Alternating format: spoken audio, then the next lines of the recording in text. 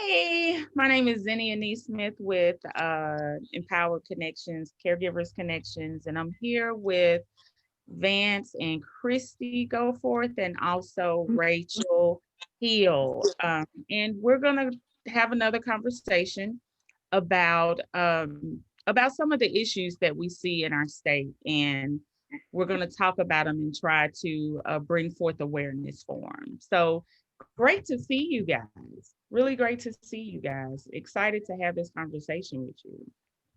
Yeah, we're glad to be here. The banjo, only a banjo will do. I love it.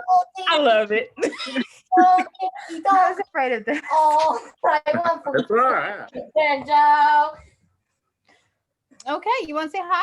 Hi. Sure. Come over here and say hi to me. This is Maddie. Hi, Maddie. Hey,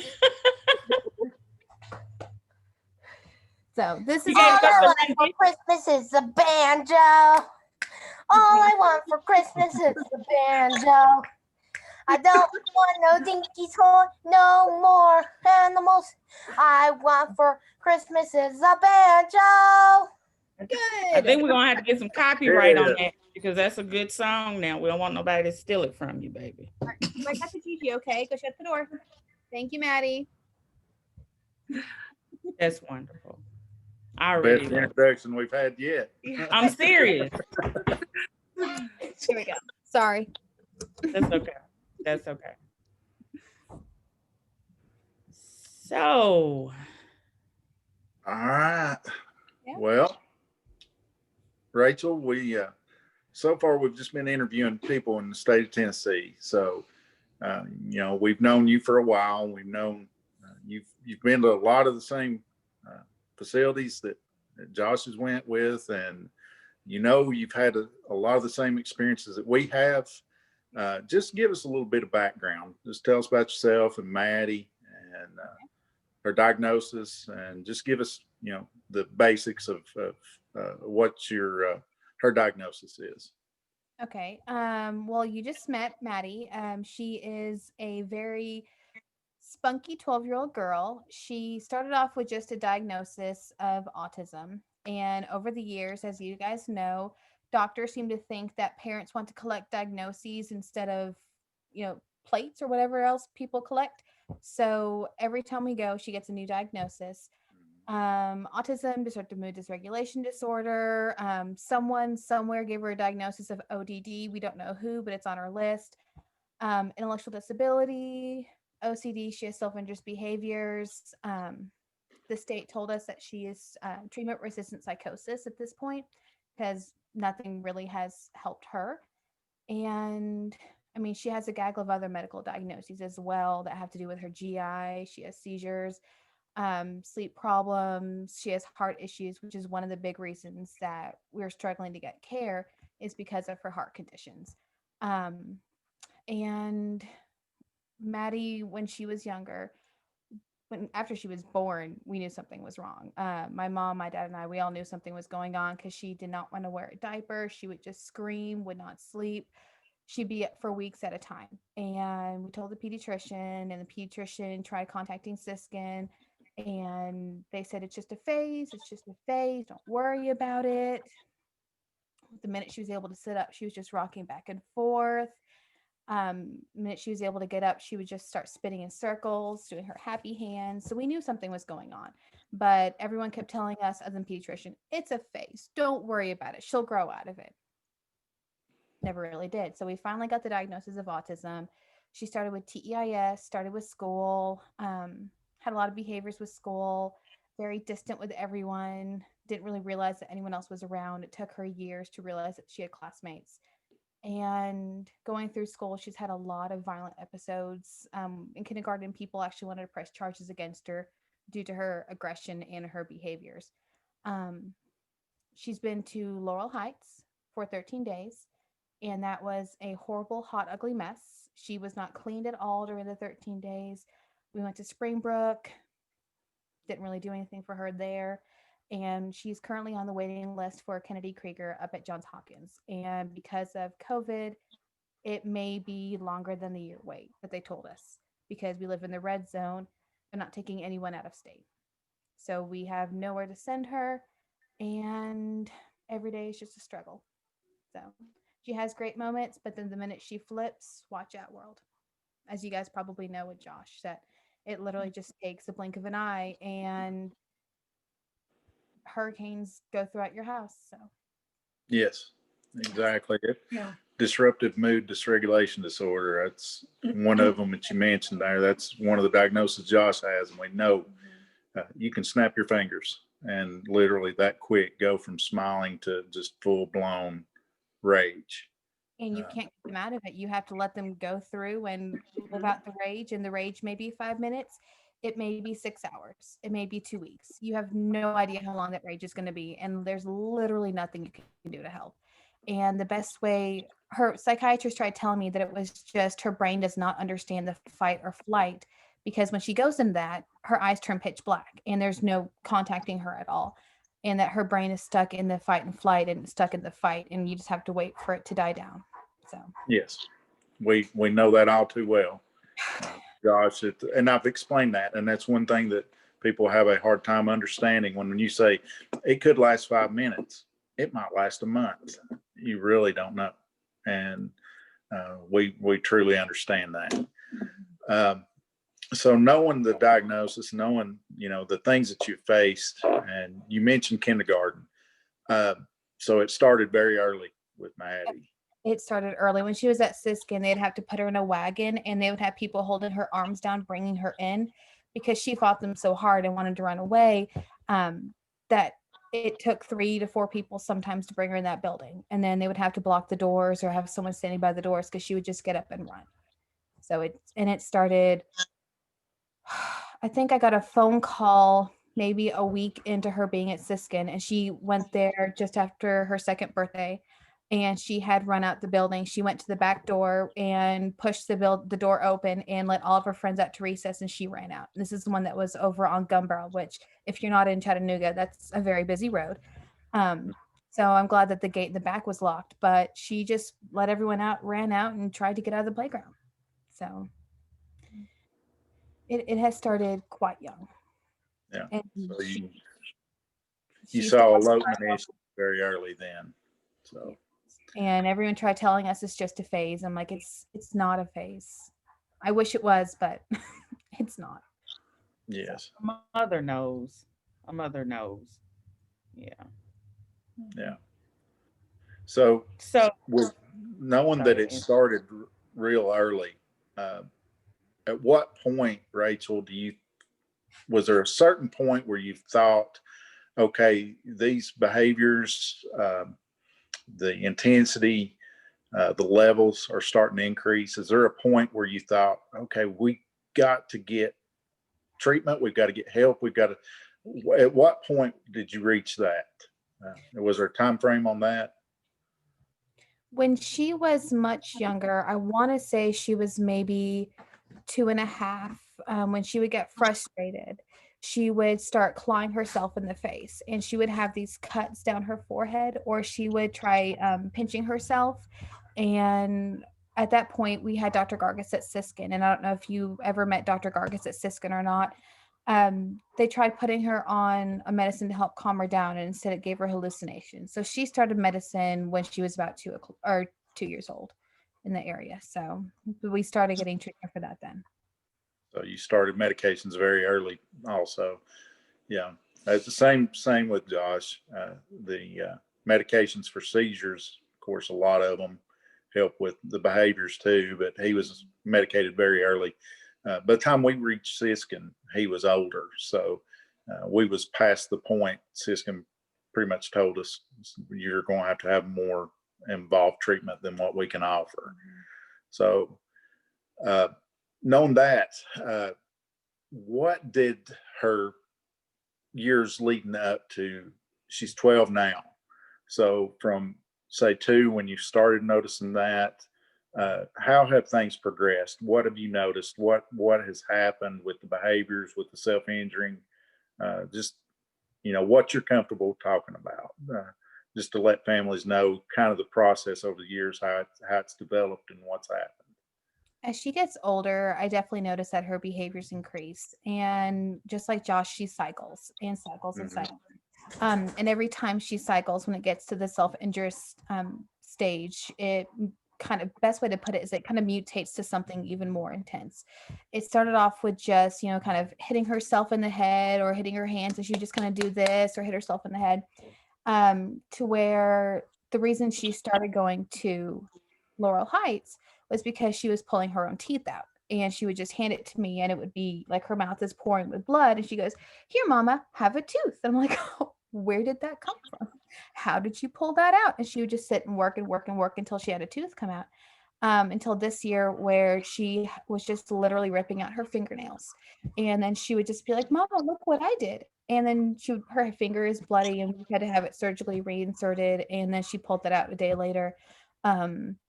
Same with toenails. She would just pull them out and hand them to me, and her hands and feet are bloody, and she's just happy as a lark, and it doesn't hurt her. And that's part of, her cycles, her behaviors. But definitely as she gets older and she gets bigger and she gets stronger, it's harder to control, and it's harder to take care of her. So. Yes. For parents, it's a struggle, and just the stress and strain of seeing your child go through this it's hard to describe. And it's heartbreaking. Like, you would do anything in the world to help your child, and you reach out to everyone that you possibly could to be like, "What can I do? What's the next steps? How can we proceed from here? We've tried this. If this doesn't work, what's step B? What's step Z? How can we help make sure that she can be safe for the future?" Some people right now are trying to plan for their kids' colleges, or trying to plan for, the perfect middle school dance outfit, or whatever it is that people are planning for. And I'm just sitting here thinking, how can I plan the next outing to make sure she's not going to choke me, or that she's not going to hit someone in public, or she's not going to try to steal and run off? Or how can I plan to make sure that we can do something without there being some type of, as you guys know, you try to look in the future and figure out if there's going to be any triggers. I wish I could be planning for something else, but we're working on, figuring out if there's going to be a trigger if we go to the doctor's office. If we go to the store, how are we going to plan for this? So. Yeah. And I'm assuming she's a lot like Josh. His triggers would change continually. Yes. I don't know if you do the same thing, but you think you've got the triggers figured out, and the next thing you know, it's changed, and you don't know what's going to trigger at what time. Then the old triggers won't trigger for a while, and then out of the blue, hey, cycle back. It's all cycles. So yeah, we've experienced that. So knowing now that you're seeing the behaviors increase, and everything's has the intensity and the levels have all increased. So you've tried Siskin, you've tried through the school systems. What are some of the other places and things that you've tried? You've mentioned a couple of the treatment facilities leading up to the programs that Maddie's supposed to be in right now. What other things? Where have you sought help? What's worked? What hasn't worked? Where have you found any guidance? Just explain about that journey up to this point. Okay. When Maddie started TEIS, I reached out and got her some therapy. She had also low muscle tone, and so it was suggested by her neurologist that we seek out some physical therapy and try to help her with that. So it started off with physical therapy first, and then we went to speech therapy and occupational therapy. She ended up using a speech device for a couple of years. She had a Dynavox Maestro. You would never know now that she used a speech device because she never stops talking, but she had the speech device for a couple of years. And then we also worked on some sign language with her to try to get her. And even now when she's angry, sometimes she'll try to use a couple signs here or there. Maddie started ABA when she was 2, and she's been in ABA ever since. And for ABA, that's applied behavioral analysis. And she was with Jenny Davis. I think it was Jenny Hampton to begin with, and then she got married, and she was with them pretty much since she was 2. And then when Jenny left to open her own behavioral place, we followed her. There's a short period where we didn't have therapy. We tried over the summer because I thought she was making enough progress. We can try having a summer without therapy. Did not work. We started immediately, going right back to therapy after a month and a half. It's like this, we cannot handle this. She needs to be back on her routine. But she's been with Jenny Davis and her staff since she was 2.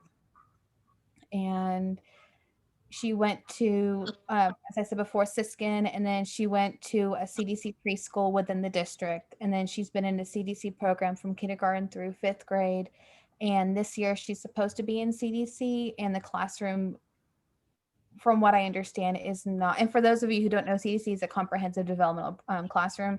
It's for kids with special needs who are not able to participate in the general curriculum full-time, that may need support, may be able to participate in gen ed, but still need that extra support for either social, life skills, academic stuff like that.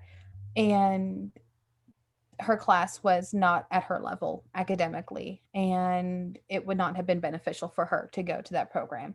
Plus, with COVID, she stays home. We do schooling at home right now, but she still continues with therapy 4 days a week. And we are trying to get in-home supports with Group 7. We have an interview on Tuesday with Health Connect Services America, I believe. And she's on a wait list for Kennedy Krieger. So that's kind of what we've done so far. Just a whole gaggle of therapies and school. And we just keep her routine all year long. It doesn't matter if it's summer, winter break. She still has to do her schoolwork, still has to follow her schedule. Because if you don't, as you guys know, it's going to blow up. It's going to blow up fast. Yes. So basically, you are in Group 7, but you're not getting any assistance. Correct. Right now. We had the interview originally February 21st of 2019, and Maddie was on a home pass from Springbrook to go to her cardiologist, her GI, and her neurologist. So we got all of her appointments at one time, and then we interviewed with ECF, and they said, yes, when she gets out of Springbrook, we can go ahead and give you services. Well, the time came, and ECF wasn't ready. So he said, keep checking back. So we kept checking back. And then they said she was too severe, that she needs to go back to a facility first before they can provide her any services.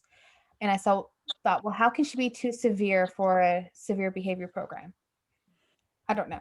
So it ended up that I want to say last year in March, when the pandemic first started, they reached out and said, she's a candidate. Her name is up. She can go ahead and get services. But we're, here's Marikey and some other groups that they were looking at providing services. And so far, we still don't have anyone who's willing to take her because her behaviors are too intense and severe that no one wants to take her on, because she's considered more of a residential child, or she needs a residential placement versus having in-home services. It's the same thing we keep hearing over and over. Yes. Yeah. And it shouldn't be that way. No, No, it wouldn't. no. It shouldn't, Kia. And that's the same thing. Rachel experiences a lot of the same things we did. They come in and ECF, when they come into our home, they looked at us and said, you're going to get this, you're going to have these in-home services, these resources are going to be available, you're going to get respite, blah, blah, blah, this, that. The in-home care is going to start. You're going to have this amount of hours. Me and Christy looked at each other and said, yeah, we finally got some help. You feel so good about it. Oh, you do. You feel like, okay, finally, it's here. Finally opened up and the light shining on you. Yes. Yeah, that's the way they make it feel. And then days turn into weeks, weeks turn into months, months turn into a year. And you're still waiting for in-home services. And you hear things like, well, nobody's going to send their staff into your home because your child is too violent. They're not going to send somebody in there and get hurt. They're not trained. Your son has seizures, so we've had to have specialized. It's always something. And every time you look at somebody for a certain in-home care, there's always something comes up. Well, we can't do this. Oh, well, we're not going to send our people in here. Well, we have to have people trained for this situation. Or like Rachel said, they'll say, your child's just too violent. We're not going to do it. Yep. A lot of families hear these things. And so for the group 7 and 8, so the guidelines are pretty much the same as the other groups. You guys just get more hours, or what's the difference if it's because I was group 7 and 8 are crisis, right? Yes. Okay. So there's no additional like payment for the people that are coming in for like if it's crisis, like those, because for someone to say that nobody's going to come in your home because your child is violent doesn't really help anything. And so I'm kind of confused as to like why isn't the pay pushed up for those particular groups? There is some different levels of funding within. Josh was never in group 7. He went from group 6 into group 8 because he went into residential. Okay. So group 8 is a little bit different. Group 7's focused on in-home care, from my understanding. But because Josh went into group 8, and the way I understand it is there is a higher level of funding that was, going to Orange Grove, but it starts stepping down after A certain period of of 2 or 3 time. months. Yeah. They start incrementally stepping it down. So basically, you end up at the same funding as, say, group 6, but yet they're still in crisis. So that's been some discussion. I know some of the residential treatments, some of the residential programs like Orange Grove have brought those issues up, saying, hey, we've still got somebody dealing with crisis, and you're stepping down the funding, and they're needing more and more care. So that's one issue that's been brought up before Kia. And just like Josh, they're in discussions now to step him down. Yet he's run his arm through a window just a couple of months ago. So they told you that you were Rachel. They told you that you could get it, and she came in on group 7, right? Correct. I was But then told they for at the time, they only went to group 4 in 2019, my understanding, and that group 4 would not provide the funding needed for her in-home care. So they kind of kept her on hold, put her name on like the back burner, and kept her name, and they would talk about her, I guess, every month and be like, hey, we're still going to give her funding, we're still going to do this, but we have to wait for everything to finalize. Because at this point, 7 was not finalized. They were still trying to figure out how it's going to work. Okay.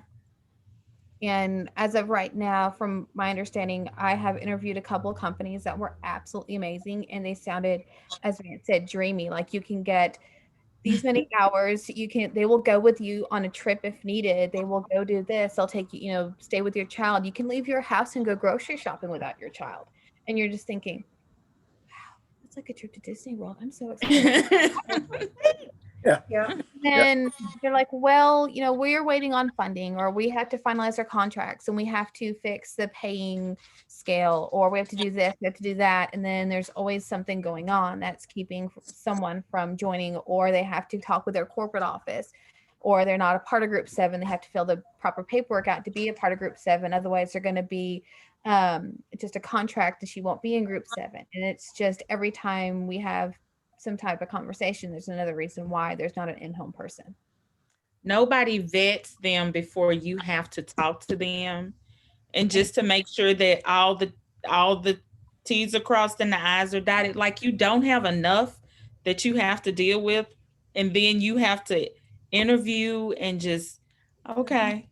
All right. Or they send, from my understanding, they sent my daughter's paperwork out to just a wide variety of different companies that at the time either met group 7 requirements, or trying to get into group 7, or possibly a single case agreement, which would be someone who would be under group 7 payment, but is not a group 7 person. So they just send it out, and then they wait to hear back from the different companies. Like Orange Grove said at this time, they can't take her. Marquee would be like, hey, at this time we would love to, but we're still working it out with corporate. Or, hey, there's another group in town, Allied, like, hey, we would love to do this, but we're still kind of waiting. And you just have to sit and wait. It's literally a waiting game. And we've been waiting since March, since she got the final approval for it. So We're just No services. no services. Right. Okay. And how long have you been in ECF total now, Rachel? February 21st, 2019 is our first interview, and that's when I signed paperwork that he just literally looked at my daughter and was like, oh no, she qualifies. Right. She qualifies. So it's been 2019 since we've been trying to get services. Yeah. And you was left with that feeling that the services was right around the corner. I was excited because my daughter was going to be discharged. Originally it was June, and then things happened where she couldn't be discharged at the time, and then spring break discharged her in August. And I was told that we're going to get care, and I sent him a message saying, hey, by the way, she's being discharged. And he goes, oh, well, that's great, but we're not ready. Nobody coordinating with where she was. Okay. No. It's that was it's so many problems. Okay. And even just her leaving Springbrook, I don't know if Vance and Christy had to do this, but I had to coordinate my daughter's care when she left. That they said they're going to set appointments up, but they're like, I don't even know where to start. Who do I contact? So before she discharged, I had to set up all of her medical appointments to make sure she was able to be safe when she comes out. So, did they transport her back to you? I went and got her. And you went. Okay. Mm-hmm. Which causes some other issues, kids. Right. You know, we've had to self-transport Josh in the middle of crisis before because we've had ambulance companies refuse to transport. So that's a whole nother discussion and issue that families run into. Okay. Okay. And speaking of ambulance, we tried taking my daughter to the hospital the other day, to the emergency room. I was told there is a place I can take her that'd be safe for her to go when she had a rage. And I could not get her to back down, couldn't get her to calm down, and she was hurting herself. So we took her, and I'm not taking her in an ambulance because that would set her off even more. We were refused care there. We were told that they don't really know what to do. It may be a special needs emergency room, but they don't know what to do. So good luck. Try somewhere else. Go to the children's hospital. Are you in Chattanooga? I am in Chattanooga. I was told to go to a different hospital. They didn't even take her name. Oh my goodness. Mm-hmm. This is the things you run into, kids. Yeah, Our coordinator took us to Peninsula in Knoxville, said, we're going to get Josh help. My wife was standing in the lobby and they said, oh, we can't help him here. After our coordinator took us there and told us to meet her there, they said, we're not going to take him. And they said, have you just considered we're just relinquishing rights and turning him over to the state at ER? That's always their answer. And he was so bad with a meltdown, they didn't even want me to get back in the car with him. But yet they wouldn't But they treat him. couldn't take him. And what am I supposed to do? I can't just leave him. You're not going to take him, but you don't want me to have him in the car. And they wanted me to drive him to the next closest emergency room and Just drop him off. That was Just their drop solution. him off. They was try their to get you solution. to go the abandonment route. Yeah. They recommend that. They really do. Yeah. I've heard it before that it'd be easier for her to get care if I give the rights over to the state, and I asked for a visitation. Why? But what does that matter? Like, You're right. If you got the care, if you can do the care, it doesn't matter if I'm her mama or not. You're supposed to just do the care. It's because this state doesn't want to have to care for someone who has disabilities. They're going to do everything in their power to help them. So if you reach care, then that's one person they're going to, do their best to try to get out of their system. That's how I see it. This happened to us so many times. And every time we would have an incident like this, we would get a new care coordinator. We can't even count probably on two hands how many coordinators Josh has had. Well, and Kia, the thing is you're right.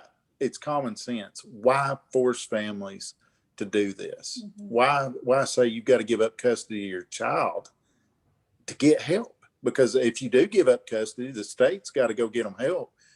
And, and Rachel can probably tell you the same thing. It's funny that there's always no treatment beds available until the state has to take custody, and all of a sudden they can get them in somewhere. Mhm. But Well, yet families are fighting. It's crazy. Mhm. It doesn't make sense. No, it don't make sense.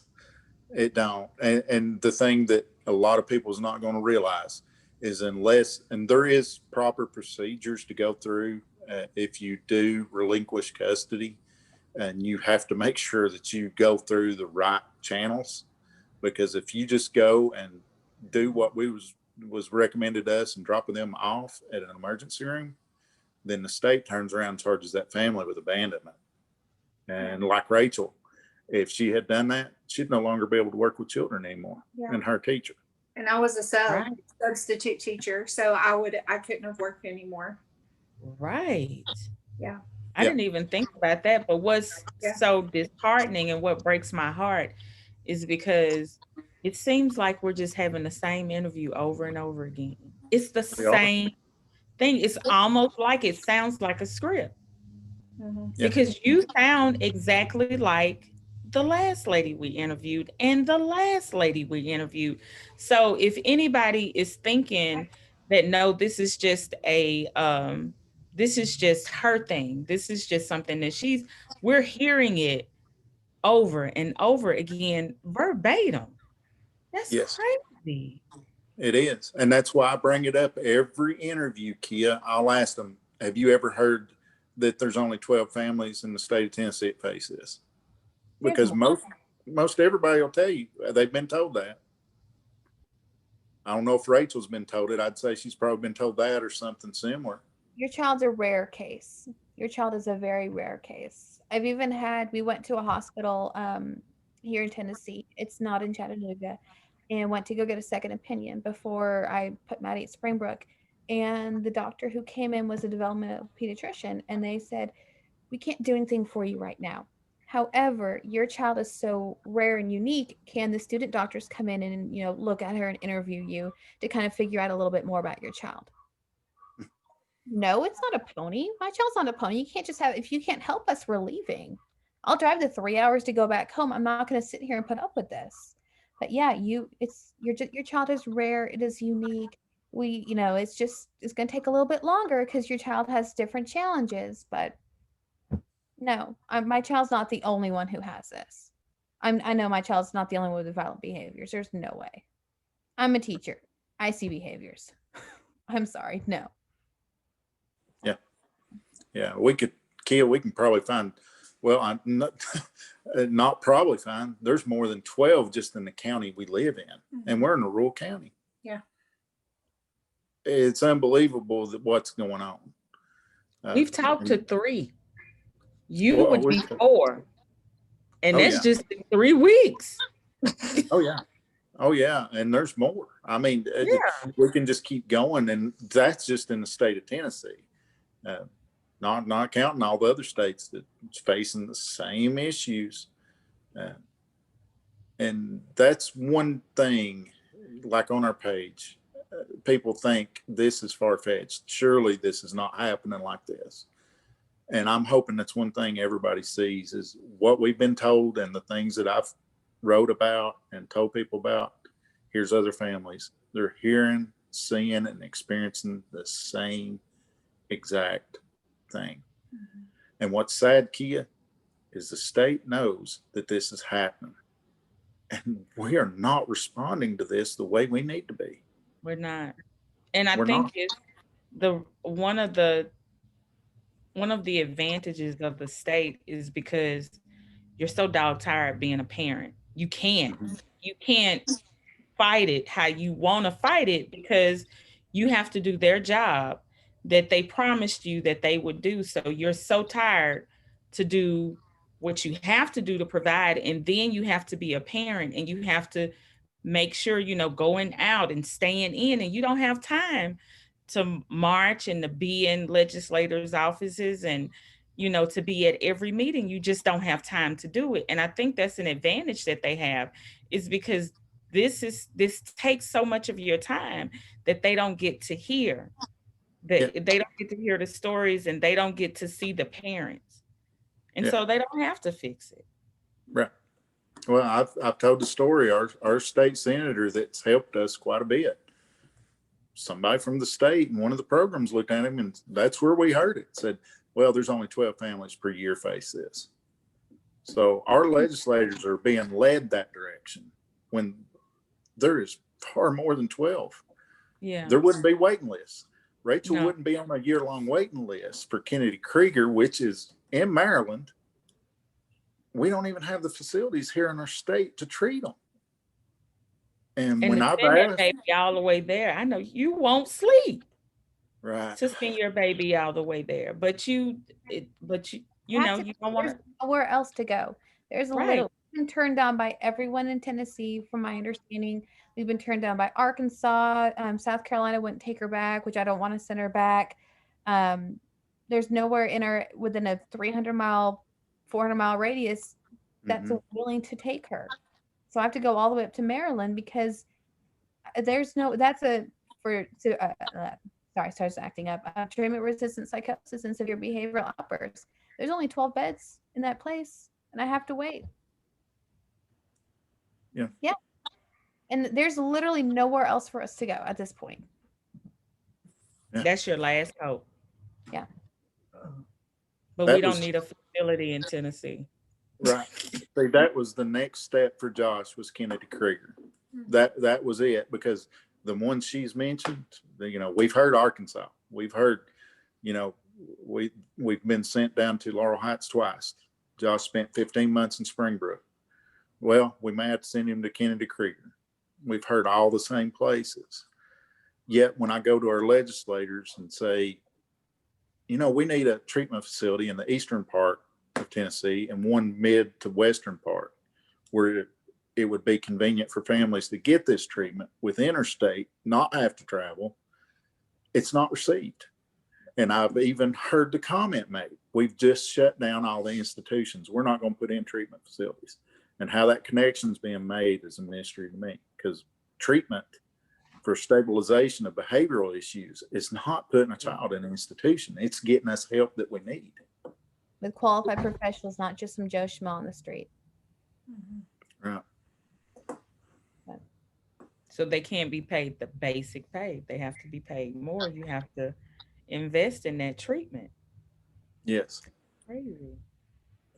Yes. So with all of her AB, you said she does ABA 4 days a week, and you have to transport her to do that, or do they come to your home? Your mom does. Because of COVID, they don't come to our house. But even prior to COVID, we are too far out from their location that they would not have time to come out here but 10 minutes and have to turn around and go back, because they can only fit her in for an hour session. So she gets 4 hours a week, and we were doing some outings out in public and just some community things. And she was making progress to where we can go shopping for a little bit and be able to, I can do whatever she needed to do and still be able to go out and get groceries. Then COVID hit, and now it was telehealth for a while, but now it's just in office, and I get to sit in the car while they go inside, and we just wait for her to come back out. We don't even get to go inside.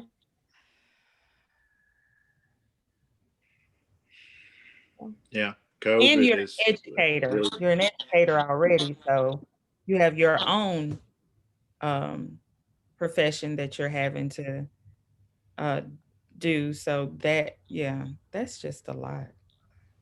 And with no assistance. But you've had ECF for a while, but you get no help.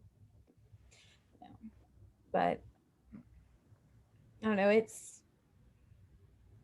I always think, things could be worse. Things could be worse. We could be back. When Maddie was in 4th grade, she had tried to kill herself, and she wanted to kill herself, and she tried stabbing herself at school. She tried cutting her leg. She told her teacher she's going to cut herself with a knife.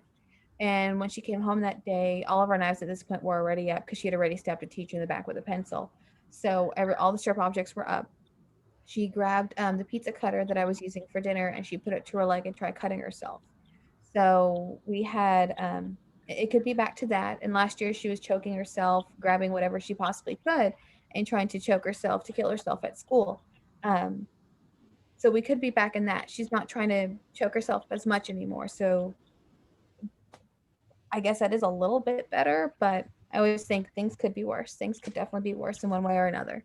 You just have to think that there's a light somewhere, possibly, even if you have to dig really far down. Right.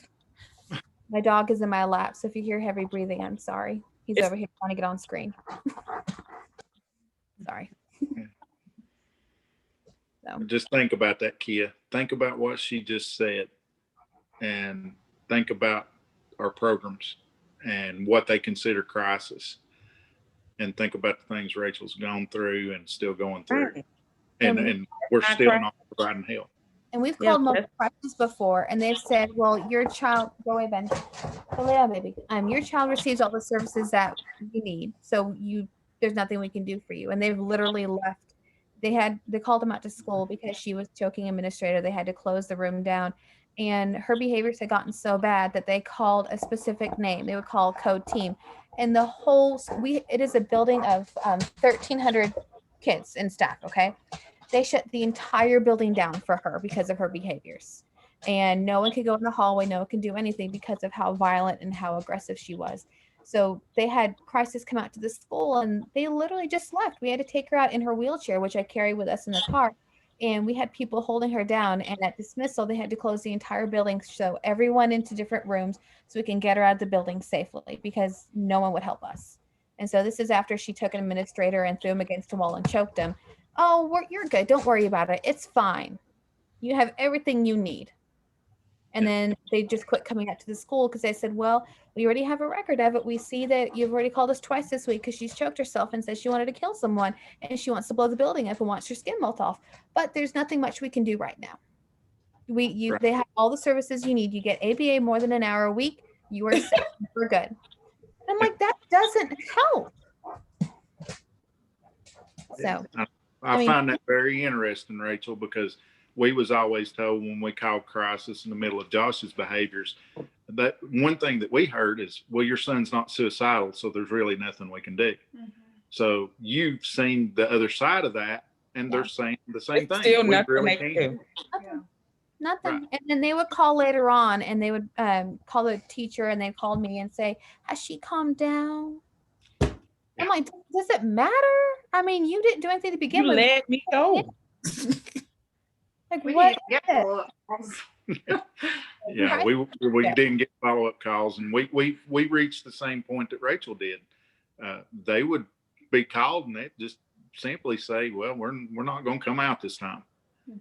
We was in the middle of a hospital when Josh had his last severe episode before he went to Springbrook, and the emergency room doctor called and they informed him, we're not going to come out and do the face-to-face. There's just nowhere to send him. And Maddie at the emergency room, she has attacked staff. She has kicked staff. She has punched them. She has yelled and threatened them. And she has attacked me as well. And emergency room staff, they wouldn't even call. They just gave us a new doctor or gave us a new nurse or gave us, someone literally ran to go out and grab the boot for her foot when she hurt her ankle because they didn't want her in there anymore. And they gave her the boot and then they just sent us on because they didn't want behaviors. They didn't help us with anything. Right. So Yeah, we had one nurse come in. Our overall experience when we took Josh into the ERs was good overall. But we did have one nurse come in, and at this point, my eyes was swelled shut, and I could barely open one just enough to see. And he come in and said, "You're going to have to control your son better than this." I'm like, "I'm trying. I'm literally trying. I've got over 50 bite marks on my body. My eyes are swelled shut. If y'all can help me or help my wife any, it would be great. We're trying." Because they told us that you're going to have to control your son more. And Christy was just trying not to break down. And I was exhausted. This was after 3.5 days of being in the ER and no sleep, no rest, no barely eating. They said, you're going to have to do a better job controlling your son. Well, and then right after that, within days, we go to Erlanger and we're in the ER there waiting to go to Laurel Heights. and he completely demolished the room and was attacking me 24/7. And Vance was home and couldn't drive because both his eyes were swollen shut. So I was there with Josh, and we were in a glass room where they could see us, like They we were could on see you. in front of everyone. Right. And they would look in at us and say, "Can you make him stop?" And I'm like, "He just ripped your computer off the wall. He tipped over the bed."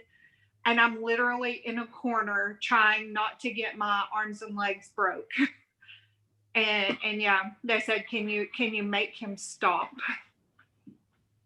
Yeah, that was actually where I was told that was there, but it was because he was hitting the glass door, and I was trying. I mean, but this time I had so many bites and cuts and bruises. I was just trying to shield myself the best I could. They had gave him the maximum daily dose of Ativan that you can give somebody. And he would take a 10-minute power nap and then wake up and just go right back into a rage. Yeah. They couldn't even give him any more medications to calm him down. And the doctors and nurses were so scared they would not even come into our room anymore. Right. And they sat there. They had what was the person they had set up outside our room? Like they had somebody recording everything. Yeah. And just sitting there notes staring and watching. And they would even get up and go to the nurse's station like, "Is there not anything y'all can do to help her? She's being attacked. She's literally being attacked. Can you not help her?" And she was sitting there just documenting everything Josh did. And our curtain was open. I mean, this is an emergency room for small kids too. So understand, there's babies and small kids witnessing this. Right. This is the parts we've never talked about before, but and Rachel's experienced the same thing. So this went on for days. While we were waiting to get Josh into Laurel Heights. And he's hurting himself too, as well. I mean, he's self-injuring and not even being able to get treated for that because they didn't want to come into our room. Right. So what Rachel's telling you, it happens. Have you ever had any interference with authority, Rachel? Like police officers, have you ever had to call the police on her? No, I'm too scared to.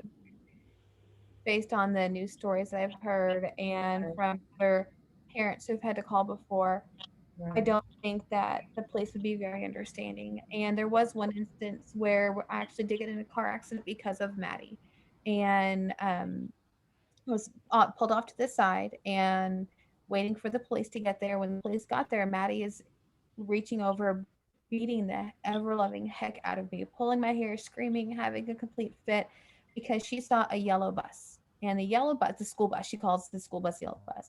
She saw the yellow bus and she wanted on yellow bus. And she couldn't understand why she couldn't get on yellow bus. And the police took forever to get there. So he walks up and he sees her and he's like, "Nope, you're good. Less than $500. Bye. That's it." And literally walked away. I didn't even ask if I needed any help as she's over here yanking my hair. And the inside of my car is literally ripped to pieces. The headrest is broken. I've got blood on the ceiling. I had a partition up that was made of steel with, and she had gotten so angry at ABA during a rage that she yanked it. And when she yanked it, she broke the seat and took that hard black plastic off of it. She snapped that in like 5 pieces. So it doesn't even stay on there anymore. So there's a hole in the back seat where she used to sit at. And he was like, "You're good. Okay, bye. It's less than $500. I'm not even taking your information," and told me just to go. So based on that and what I've seen and heard and read, I cannot call the police. Understood. I don't even want to call an ambulance. So we just, if something were to happen, like the one time where we were able to get her into a car, I sat in the back seat and I kind of held her down, and I just, she is too big for me to do a CPI hold on. And I go through CPI training with school, and I've kind of come up with a technique that kind of works for us, but she is just too big to do a single hold. So I call it a starfish hold, which is not legal for her anything, but for me. And so I'm literally just kind of pinning her down, arms and legs, sitting in the back seat while my mom is taking us to the hospital. And that's the best we can do because she's going to tear the inside of the ambulance up and they won't take her. And you know, if something were to happen in there that we're going to be charged for, they're going to say, hey, Exactly. you broke this, we need you to pay for this. Right. I don't have the money to fix an ambulance. So I have not called authorities or called anyone. Understood. And you got to remember, Kia, that when you call the authorities, a lot of the times they're going to call the same crisis that we just explained what happens when crisis is called. Yep. It's the same people. It's a never ending circle Of nothing. of Yeah. nothing. You occasionally you get somebody that will work really hard, and they'll see the situation with crisis. We had a couple of workers that tried really hard, and a couple of them just looked at us and said, we don't understand why we can't get you help. Yeah. We had one, and he tried everything he could, Mm-hmm. and we couldn't find help. So, you know, there again, it's just an endless cycle back and forth. And that's what families are facing. That's what Rachel's faced. So get into- Rachel, if you were if you were a legislator and knowing what you've been through and families just like you have been through, what is the one thing that you would like to see fixed in our state that will make it easier for you to get, you know, the services that you need for Maddie, or just an hour or two to go grocery shopping? What would the one thing that you would, that you know that you could fix about this situation? Only one thing. Make this hard. I have a whole list prepared. If if it were up to me and I were a legislator and I was able to come up with one thing to help the state, I would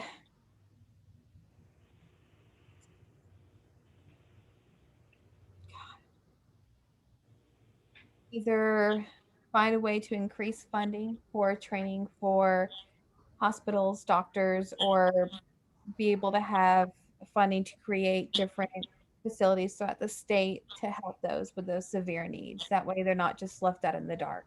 So find a way Right. to increase funding for that. If I had to choose one thing. One thing. Okay. So it's clear that right now in the state, there's really no funding for our kids. And as Vance has said, there's only like 12 kids in the state that have to go through this, which we all know is a giant lie. So, I mean, just find the funding for that. They can find funding for so many other things. I would find funding for mental health services, Yes. just in general, just a blanket fund, just have that.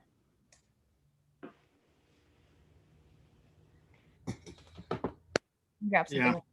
Oh, she had it out there with her. It was on the counter.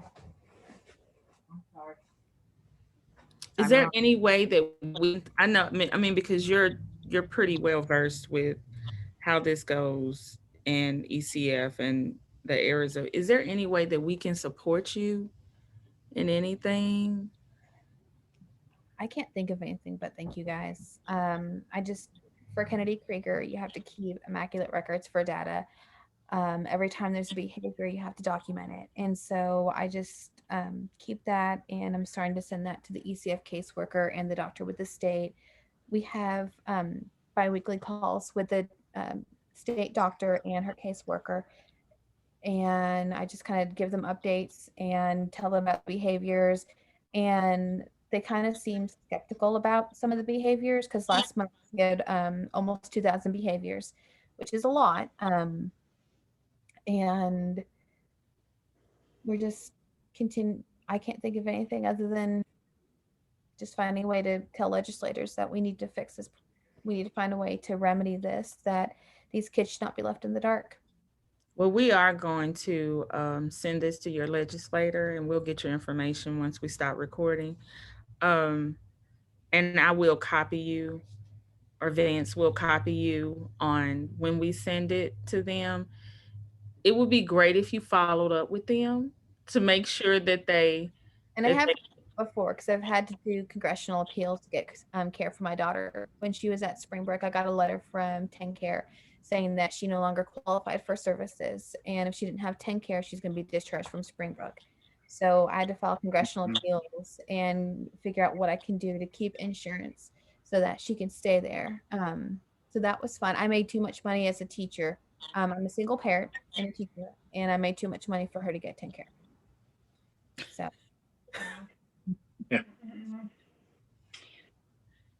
Woo! you know, Okay. Another issue right there, Kia. Another. I'm ritzy. I am. I'm ritzy. Yeah, single mother, teacher. I know you make too much money. Just go out there and buy all those Rolexes for everyone. Oh yeah, you just rolling in the dough, especially in Chattanooga. A lot of money. Oh, so much. Yeah, I don't want to say that I'm sorry because I just wish that our state would do more for you. I think you deserve that. I really do, especially being an educator or being, someone that needs these services. I hate that we have all failed you, that the officers and the hospital and everybody, because to me, everyone has failed you by not coming and just at least just saying that, just standing with you and just saying that we're here with you. Um, I I really do appreciate you telling your story because I like the way you told it. It was very descriptive and you know what you're talking about. So they can't say, well, that's just, from a mom's perspective. No, that's from a mom and an educator. And she knows probably more than coordinators and as Vance and Christy does. When you go through this system, you learn it. Mhm. My aunt had autism and she lived with us after my grandma died. And so I've literally had autism my entire 34 years of my life. So it's not something that is just, my daughter was born and like, hey, there you go, just you're thrown in the world of autism. No, it's something that I've literally done since day one of my life. So it just somehow magically happened that my daughter just joined the quirky club. So I don't know. I'm, it's getting to the point I'm a little annoyed with just hearing this story over and over again because you sound just like the other two. You sound exactly like the other two. and there also needs to be better education for schools. I do have to say that's something else that I know Vance and Christy have probably experienced as well. That you should not have to fight nearly as hard as you do to get care or services in the school for your child. I mean, it even after my daughter stabbed someone in the back, she still didn't. I asked for a one-on-one aid. She still didn't get one. She still didn't have someone next to her. It literally took her throwing a principal against a wall and choking him, and saying that she wanted to watch him die for her to get a roving behavior aid, and then her trying to choke herself in at school. It from kindergarten until fifth grade, she did not get aid until January of fifth grade year. Wow. You had to sit there and fight meeting after meeting after meeting. I don't know how many times we've had to go in and update her behavior plan. I have binders literally of every piece of information from school and insurance. I've got probably 3 or 4 of the giant 4-inch binders of all the communication I've had from letters or IEPs or everything. Should not have to fight that hard to get care for your kid. No, you shouldn't. Right. No, you shouldn't. And Kia, that's another point. You said the parents are exhausted. This is not. It's not just the ECF program. We've been fighting since our children was little, day in and day out. And just think about ECF's only limited. Think about how many families out there don't even have any. Right. And they're out there fighting it every day by Or themselves. don't even have the time to even look and see, well, what is this ECF thing is about? Because they're just too inundated with what they have to do. I run across them every day. I mention it and they said, what is this? What are you talking about? Yeah. Every day, every second they've got is for the care of their child. Yeah, I know. I've because that's the first thing that I say to people. Have you heard of ECF? I have never heard of it. Right. And at this point, you're almost like, well, don't worry about it. It's not going to help you anyway. So, but it's like there's no education for that. Like crisis should be educating parents with it. And it should be some type of way. Like, can you file complaints? Can you file complaints? Or does it do no good? There, we went through processes of filing some complaints. I was told that because we were in the middle of crisis and we didn't do it quick enough, there wasn't no other avenues because we had waited too long. And then there was some of the meetings that I talked about where the state senator was involved. ECF head was there, DIDD, those with children's services, all these people was in this meeting. We got multiple apologies and saying, you know, hey, we hate this happened. We're going to get this fixed. But yet we're still finding families today, same issues, same stories. And I think if it wasn't for you guys and for Family Voices of Tennessee with Sarah, I would have never known ECF existed. It's not something that insurance will tell you about. It's not something doctors even know about. My daughter's psychiatrist has never heard of it before. And no one knows what this mystery program is. Right.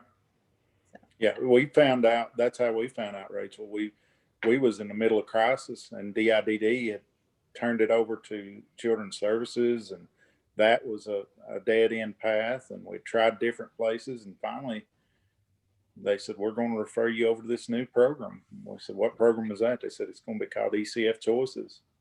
And we got in almost immediately, but what we were promised, and when the services came, when we finally did get in-home services for Josh, you know, we only got a third of the time that we was allotted, and we was way past anything that could be done in home at that point. He was and too deep into the crisis levels of behaviors for that point. So you're right. There's people just don't know about the programs, and even if you do know, Kia, you know the waiting list. I mean, you just it's not something you just go and you get on.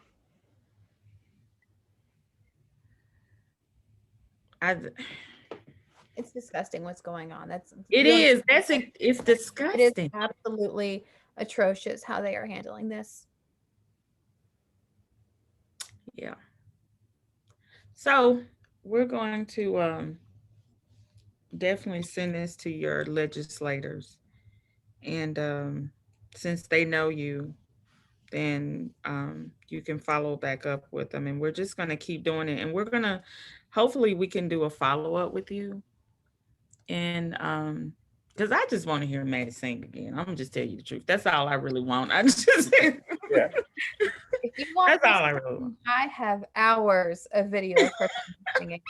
She is such a ham. Where her bed is, there's a mirror that faces it. So she has to look at herself in the mirror and just start singing. And then she has this angelic voice. Sometimes come out that way. It's more of a scream, and she's trying to go to like a rock concert and mosh pit it all. Right. Sometimes it just sounds like she's sitting in front of a choir, but she loves to see herself sing. Yeah. She's such a happy girl. And then, as Vance knows and Christy knows, whenever that rage ends, Maddie sometimes has no clue what happened, and then she just starts crying hysterically afterwards. So. Yeah. And Josh would look at us and say sorry. Yeah. That was the hardest. Like, we could tell he couldn't control it. Because he would start crying and just say sorry over and over and over and just hug.